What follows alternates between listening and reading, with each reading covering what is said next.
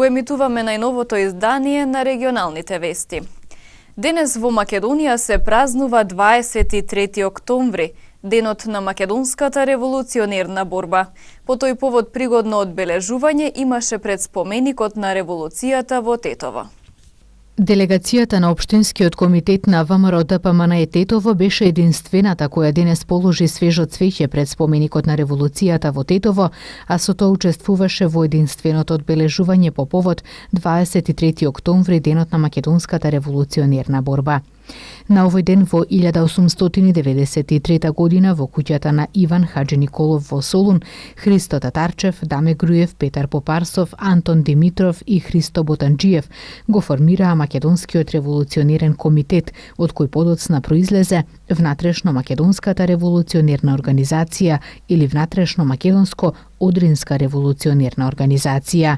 Овој ден не потсетува на решителноста, одлучноста и пожртвуваноста на нашиот народ во стремежот за слобода и за своја независна држава. Символ на непокор, патриотизам и правда. Денес, после 125 години, се сеќаваме на младите храбри и одважни луѓе. Христо Татарчев, Дамјан Груев, Петар Попарсов, Иван Хаджи Николов, Антон Димитров и Христо Ботанџиев, кои ги поставија темелите на сите слободарски борби на македонскиот народ. Денес им одаваме почит на 6 великани кои ги удрија темелите на македонската револуционерна борба, кои преку Илинденското востание, НОБ и 8 септември израснаа до формирање на независна Република Македонија. Нашата генерација има обврска да продолжи по нивниот пат и да ја чува слободна, суверена и независна нашата татковина, во моменти кога е нападната од сите страни и со сите расположливи средства. Битката е изгубена, но војната ќе ја добиеме. Сплотени и обединети продолжуваме напред. Вечна да е славата на нашите народни трибуни, борци и револуционери, да ни е честит 23 октомври, денот на револуционерната борба. Нека е вечна и вековита Република Македонија. Денот на македонската револуционерна борба 23 октомври се празнува од 2007 година, кога беше донесен и изгласан новиот закон за државни празници. По тој повод денешниот ден е прогласен за неработен. Инаку денес членовите на делегацијата на Општинскиот комитет на ВМРО ДПМН Тетово донираа средства за операција на срце на 10-годишната Теодора Јовановска од Долно Седларце. Целта зошто се одлучиле на овој чекор покрај да помогнат секој во своите можности е да ги мотивираат своите сограѓани со свој придонес да учествуваат во лекувањето на малата Теодора. Во Гостивар денес на пригоден начин беше одбележан денот на македонската револуционерна борба. Настанот го организираше Општинскиот одбор на Сојузот на борци. Празникот со активности го одбележа и Гостиварската гимназија. Со свечен собир и положување на цвеќе во Гостивар се одбележа денешниот празник 23 октомври, ден на македонската револуционерна борба. Настанот кој се одржа пред споменикот на паднатите борци во градскиот парк го организираше Општинскиот одбор на Сојузот на борци. Присутните преку реферат се потсетија на зачетоците на македонското ослободително движење и историското значење на внатрешната македонска револуционерна организација. Македонското национално ослободително движење широко го отвори процесот на создавање на македонска национална држава. На денешен ден, пред 125 години, се одржа оснивачкиот состанок на Македонската револуционерна организација во станот на Христо Ботанџиев во Солун. Основоположници на Македонската револуционерна организација се Христо Татарчев, Иван Хаджи Николов, Петар Попарсов, Христо Ботанџиев, Антон Димитров, Даме Груев. При тоа, Македонската револуционерна организација се експонира во улога на авангардна сила и факелносец на македонското национално ослободително движење. И со неја да чекорува во нова повисока фаза од својот развиток. Нејзината појава дојде токму на време да оспречи распарчувањето на живото тело на македонскиот народ од балканските големо државни елементи. Преку ова движење, македонскиот народ стапи на балканската политичка сцена како активен национално политички субјект. Делегации од боречката организација и од Општинскиот комитет на ВМРО ДПМНЕ положија букети на споменикот, а со едноминутно молчење им беше оддадена почит на загинатите во борбите за слобода на Македонија. Денот на македонската револуционерна борба го одбележа и гостиварската гимназија, со посета на културно-историски локалитети како Скопското кале, гробот на револуционерот Гоце Делчев и други. Докторот по историски науки Бранислав Светозаревиќ од Тетово ја издаде својата 10-та книга, насловена Поштенска историја на Република Македонија, поштенски жигови од 1843 до 2010 година. Следува дел од неговото интервју за телевизија КИС, кое целосно ќе го емитуваме на крајот од регионалните вести. Од сопствената филателистичка збирка, колекции на други колеги, како и друг вид архивски материјал, Бранислав Светозаревиќ 27 години собира податоци за да ја создаде јубилејната 10-та книга. Трудот е насловен Поштенска историја на Република Македонија, поштенски жигови од 1843 до 2010 година. Една тема која е поврзана со историјата, област со која се занимавам веќе 2 децении, меѓутоа и со филателијата, која е моја голема страст и хоби од моето најрано детство. Се пројави кај мене желба да ги проучам и поштенските жигови, кои во филателијата се како посебна дисциплина. Некои ја нарекуваат маркофилија,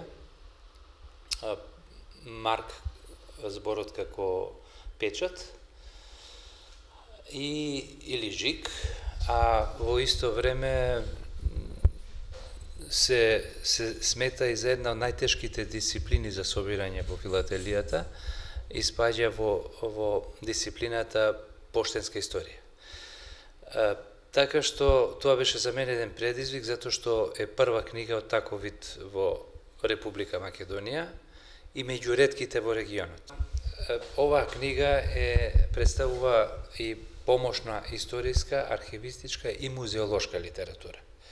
Што значи, книгата е препорачлива за историчарите, архивистите и музеолозите, затоа што им помага за определување на одредени датуми и места од каде се испраќала некакви писма, кореспонденција на важни личности и така натаму, а исто така помага и за одредување на старост на некоја вредна разгледница или некој друг материјал кој спаѓа во музеологијата и влегува и во архивистиката. Со поштенските жигови, освен историјата на поштите, се опишуваат и другите општествени моменти од минатото на Македонија. Во една територија на Република Македонија е шокантна бројката која ја открив. Дека во овој период функционирале времено или во континуитет 555 пошти, што не значи дека можеби ќе се открие уште некоја пошта. И заради тие околности, јас морав да ја истражувам топонимијата на Македонија и да навлегувам во други методологии, науки и сознанија, за да дојдам до податоци, но и морав да ги запознам имињата на селата во кои за прв пат сум ги слушнал дека постојат во Македонија. Некои од нив веќе и не постојат, не фигурираат, некои се само викенд населби и така натаму. Бранислав Светозаревиќ е доктор по историски науки, роден 1966 година. Научно-истражувачката дејност ја врши во областите на историјата, архивистиката, музеологијата и културата. 74 годишен тетовец завршил во болница откако во него удрел автомобил. Нов случај на повреден работник во Гостиварско. Вчера во 14 часот и 50 минути било пријавено дека во Тетово на улицата 180 патничко моторно возило Рено Клио со тетовски регистерски таблици управувано од 44 годишник од село Сараќино удрило во пешак, 74 годишен тетовец. Пешакот бил пренесен во клиничката болница во Тетово и од страна на лекар му биле констатирани тешки телесни повреди. Од страна на увидна екипа од СВР Тетово бил извршен увид на местото на настанот и се работи на целосно расчистување на случајот. Од МВР информираат за повреден работник во Гостиварско. Вчера околу 10 часот и 45 минути на каменоломот покрај магистралниот пат Гостивар-Маврово, вработениот 39 годишник од Гостивар, прикачување на работна машина ваљак во камион. Во еден момент работната машина се навалила при што истиот паднал и се здобил со фрактура на пршлен. Работникот бил пренесен во медицинскиот центар во Гостивар, а потоа и во комплексот клиники Мајка Тереза. Се преземаат мерки за целосно расчистување на настанот.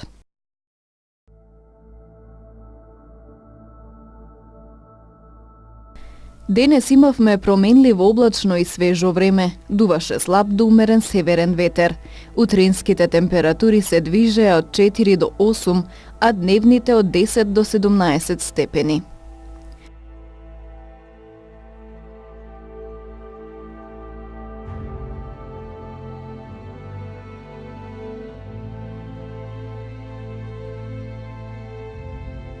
Утре не очекува сончево време со умерена облачност.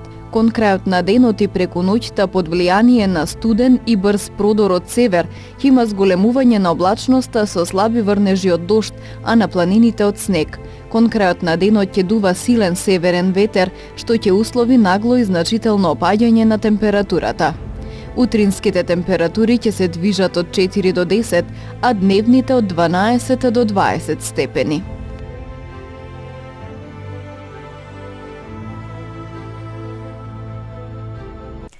На самиот крај од регионалните вести следува интервјуто со доктор Бранислав Светозаревиќ Покорни по повод издавањето на неговата книга насловена Поштенска историја на Република Македонија, поштенски жигови од 1843 до 2010 година. Господин Светозаревиќ, ја издадовте вашата 10-та книга по ред. Како е насловена и која содржина ја има? Станува збор за книга која ја работев 27 години, собирав материјал, а е под наслов Поштенската историја на Македонија од 1843 до 2010 година во заграда Поштенски жигови. Значи, една тема која е поврзана со историјата, област со која се занимавам веќе 2 децении, меѓутоа и со филателијата, која е моја голема страст и хоби од моето најрано детство. Со тоа хоби се занимавам од 5 годишна возраст, значи веќе 47 години. И како резултат на тоа пред се пројави кај мене желба да ги проучам и поштенските жигови, кои во филателијата се како посебна дисциплина. Некои ја нарекуваат маркофилија, марк зборот како печат или жиг, а во исто време се смета и за една од најтешките дисциплини за собирање во филателијата, и спаѓа во дисциплината поштенска историја. Така што тоа беше за мене еден предизвик, затоа што е прва книга од таков вид во Република Македонија и меѓу ретките во регионот. Например, во Србија има издадена слична книга, но до 1918 година, а оваа книга е од 1843 до 2010.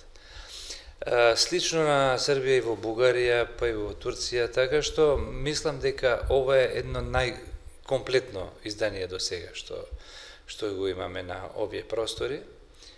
И книгата е двојазична на македонски и на англиски јазик, затоа што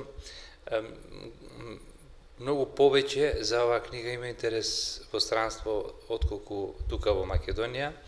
Бројот на филателистите кои се занимаваат со оваа тема е 10 во цела Македонија и за мене беше тоа повеќе предизвик да се представиме во светот. Така што оваа книга наскоро ќе биде изложена на повеќе европски сајми, од кои очекуваме и некакви признања од тамо. Но тоа ќе покаже времето. Од друга страна, оваа книга представува и помошна историска, архивистичка и музеолошка литература. Што значи, книгата е препорачлива за историчарите, архивистите и музеолозите, затоа што им помага за определување на одредени датуми и места од каде се испраќала некакви писма, кореспонденција на важни личности и така натаму, а исто така помага и за одредување на старост на некоја вредна разгледница или некој друг материјал кој спаѓа во музеологијата и влегува и во архивистиката. Така што со оваа книга некако заокружив она со што се занимавам, ја споив и историјата и филателијата и сметам дека ќе биде корисна за сите овие, да речам, струки кои ги набројав, но пред се за филателистите.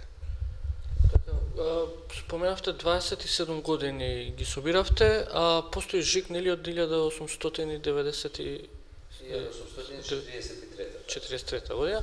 На кој начин ги наоѓавте, како ги собиравте, како успеавте да дојдете до нив?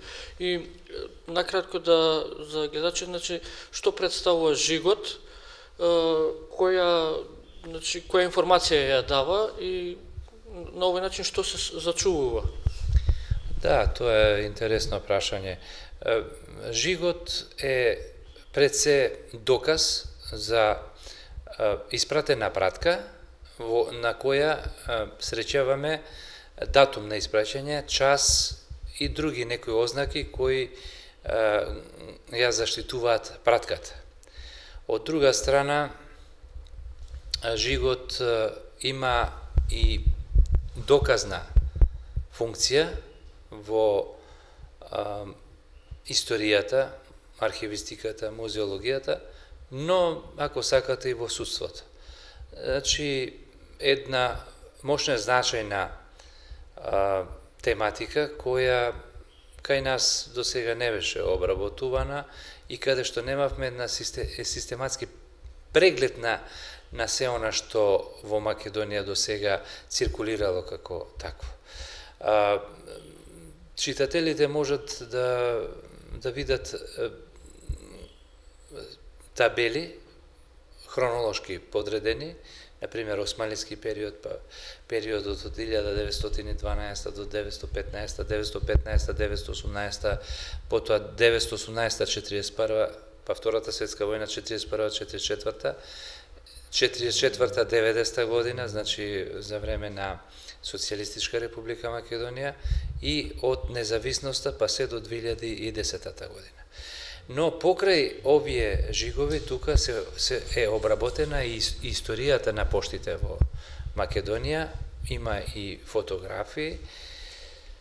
Инаку направив околу 1600 фотографии на поштенски жигови до 1970 година.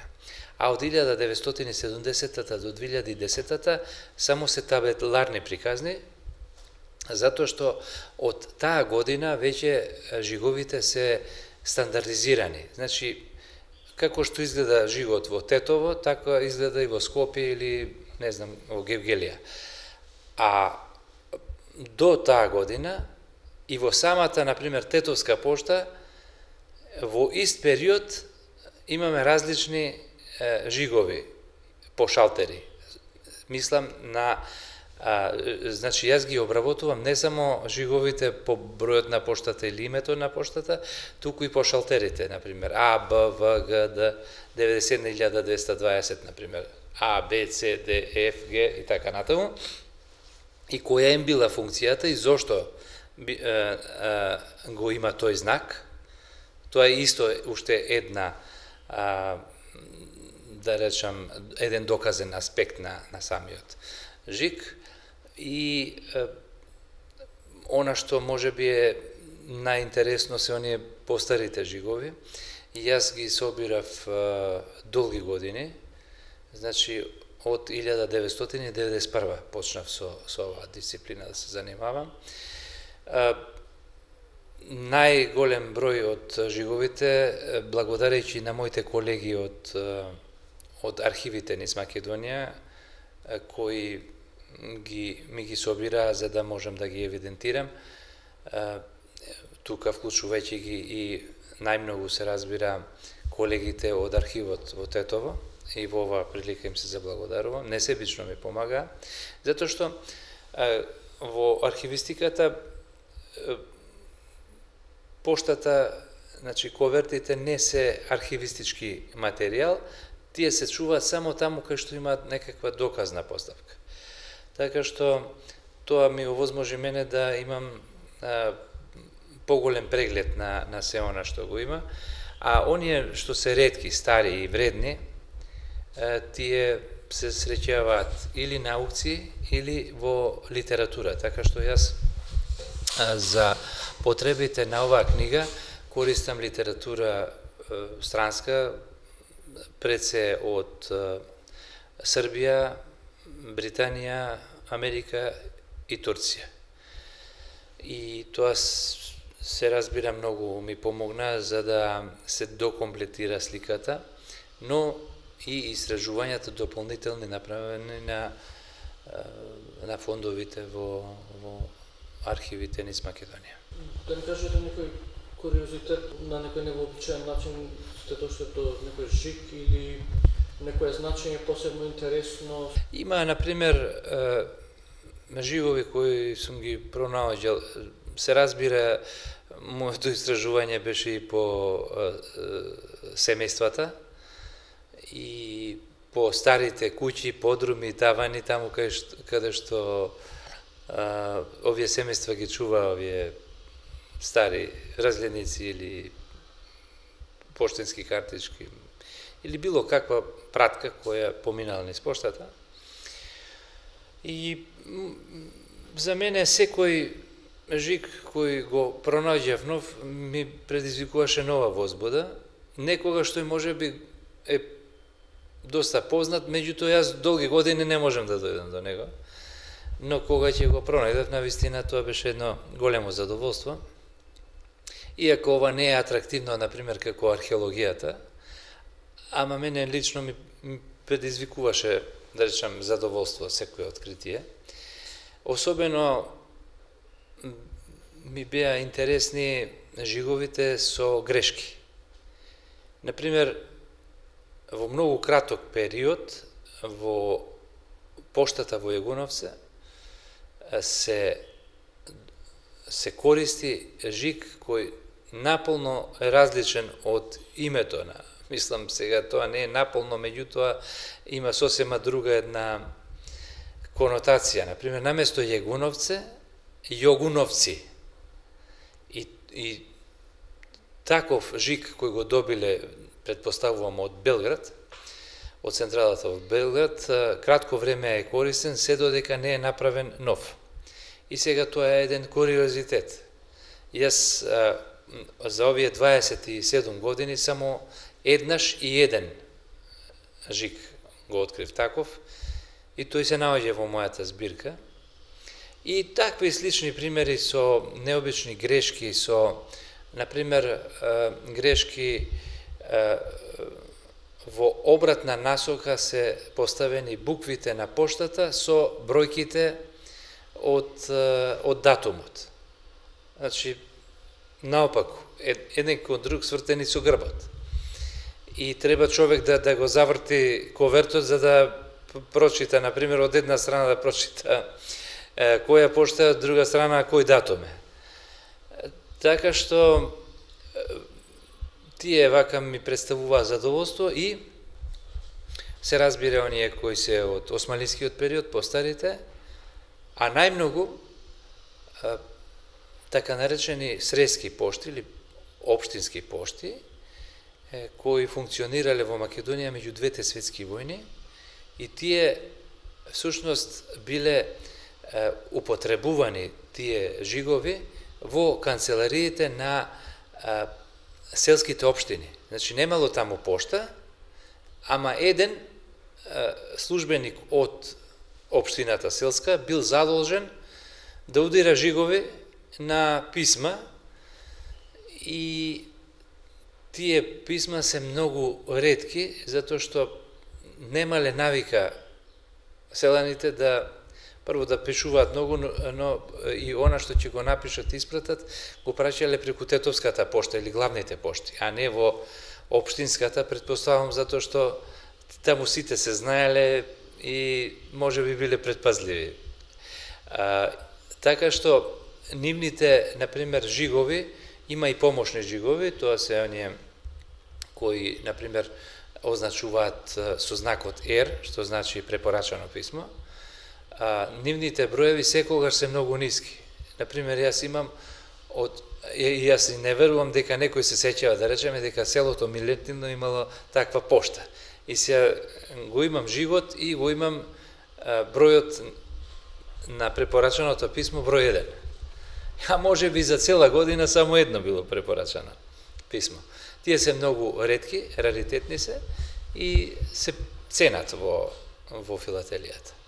Освен овие пикантерии, во книгата има еден значаен дел посветен на се она што на поштенските пратки се може да го сретне човек покрај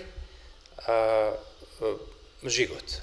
Тука се помошните жигови, R, V, AR и така натаму. Потоа разни налепници, разни поштенски марки, сега поштенски марки има пригодни, има редовни, има доплатни марки, има марки кои се посветени на хуманитарните организации, така натаму, од Црвен крст, потоа налепници, потоа има рекламни налепници и марки, па имаме ракописи многу интересни, па имаме цензурни жигови, за време на војната ставале цензурни жигови, воени жигови има.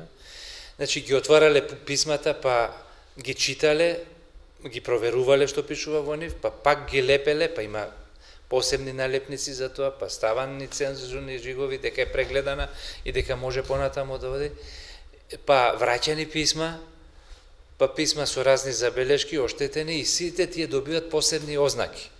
И тоа е една цела наука, на која, да речеме, човек треба да се посвети со години за да дојде до тие, да речеме, заклучоци, вклучувајќи се разбира и литературата службена на поштите. Морав да ги проучувам и законите на поштите од различни периоди и нивната стручна литература која употребуваат, односно прирачници, како треба да се работи со поштенските пратки во различни услови. И на крајот имам список и на сите оние приватни пошти кои до 2014 година биле регистрирани во Македонија. Значи со тоа некаде и завршувам со тој период. Така што сметам дека е една сеопфатна книга која дава една богата слика за поштенската историја на Република Македонија. И се разбира на незината територија од 1843 година, кога е и првиот жик во Македонија, а тој бил направен за поштата во Битола.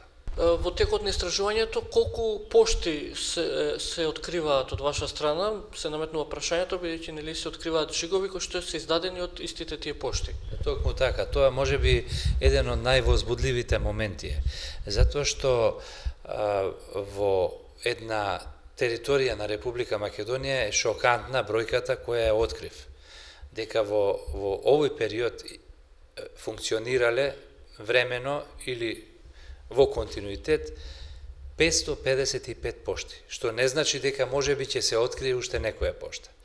И заради тие околности, јас морав да ја истражувам топонимијата на Македонија и да навлегувам во други методологии, науки и сознанија, за да дојдам до податоци, но и морав да ги запознам имињата на селата во кои за прв пат сум ги слушнал дека постојат во Македонија. Некои од нив веќе и не постојат, не фигурираат, некои се само викенд населби и така натаму, но во османлискиот период и периодот до Втората светска војна биле активни села со население и тие имале и своји пошти. И тоа е уште еден доказ за времењата како се менуваат, но и една возбудлива историско-географска прошетка низ Македонија, каде што, например, ми беше необично зошто по одредени линии открив дека има селски пошти во османлиски период. Зошто токму тие села имаат пошти, а некои поголеми од нив немаат пошти. И после со дополнителни методолошки истражувања дојдов до сознание дека, например, едната линија на селски пошти која одела од југ кон север е поврзана со железничката пруга уште 1873 година од Солун до Скопје и која всушност попатно, а и низ Вардарската долина поминувал и многу значаен пат, се формирале овие селски пошти. Потоа ми беше необично зошто, например, има едни пошти кои се наоѓаат на планината Пелистер или покрај неа поминуваат и тие се всушност поставени на места каде што поминувал еден значаен пат Вија Игнација уште од античкиот период и кој и во почетокот на 19 век тие патишта се користеле, а на тие патишта биле села кои биле многу големи и богати, а за кои денес сметаме дека не знаеме ни дека постојат, само оние кои живеат на тие терени нормално ги знаат повеќе, а имале големо население. Третата група на села кои исто така ги открив, а за исто треба да споменам дека морав и да им ги откривам имињата, затоа што сега овие имиња што ги имаат не ги имали тогаш. Се села во североисточниот дел на Македонија и потоа сватив дека всушност турците тука направиле селски пошти заради рудниците. Експлоатацијата на значени руди како што е среброто, златото, оловото и така натаму. И тие направиле една мрежа попатна на тие селски пошти. Значи, интересна е и самата политика на одредена држава како давала, на што давала приоритети. И ете, низ една можеби споредна работа откриваме исто едни интересни моменти од историјата на Македонија.